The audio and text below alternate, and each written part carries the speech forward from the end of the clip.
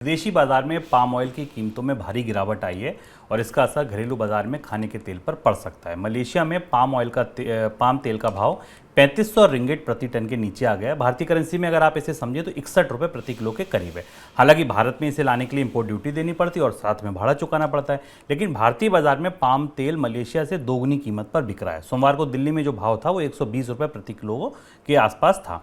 माना जा रहा है कि आने वाले दिनों में भारतीय बाजार में भी पाम तेल की कीमतों में गिरावट आ सकती है। तेल तिलहन बाजार के बड़े जानकार और गोदरेज इंटरनेशनल के डायरेक्टर दोराब मिस्त्री ने अनुमान लगाया है कि दिसंबर तक मलेशिया में पाम तेल का भाव 2500 रिंगिट का स्तर दिखा सकता है। सर, आपको क्या लगता है कि जो गिरावट अब तक आ चुकी है और अगर हम अभी भी भारत में तेल लगभग दोगुनी कीमत पर बिकता देख रहे हैं, जो गिरावट आई वो पास ऑन नहीं हुई उपभोक्ताओं को? हाँ, कंपनियों ने, अगर आप बाजार में खाद्य तेल के दो उपभोक्ताओं को देखें, एक वो उपभोक्ता जो पैकेट बंद खाद्य तेल का सीधा इस्तेमाल करते हैं उनके स्तर से देखें, और दूसरे वो उपभोक्ता जो थोक में खाद्य तेल का इस्तेमाल किसी उत्पाद को बनाने के लिए करते हैं।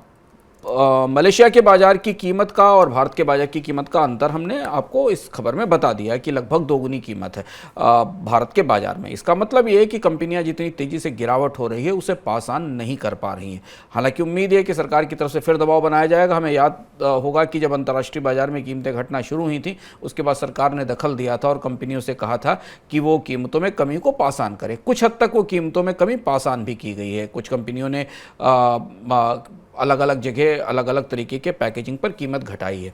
पर दूसरा जो पहलू है वो और महत्वपूर्ण है कि भारत में खाद्य तेल का बड़ा उपयोग फूड प्रोडक्ट बनाने में और खाद्य उत्पाद बनाने में होता है, जिसमें कि क्रूड पाम भी है और जो रिफाइंड पाम है उसका भी इस्तेमाल होता है।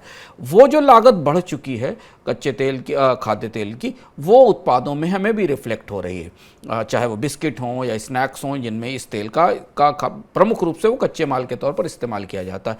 इसलिए शुभम, अंतर्राष्ट्रीय बाजार में खाद्य तेल की कीमतें कम होने के बाद भी भारत की महंगाई सूचकांक में हमें खाद्य तेल की कीमतों में उतनी बड़ी गिरावट अभी दिखाई नहीं दी। शायद उसकी बड़ी वजह यह है कि एक तो जो जो बाजार में खुला रिफाइंड तेल मिल रहा है घर में खाद्य तेल के इस्तेमाल के लिए, उसकी भी कीमतें उतनी नहीं घटी, और जो उसके उपभोक्ता हैं, जो बड़े उपभोक्ता हैं, इंडस्ट्रियल कंज्यूमर्स इनको हम कहेंगे, उन्होंने भी उस कीमतों में बढ़ोतरी को उपभोक्ताओं को पास ऑन कर दिया है।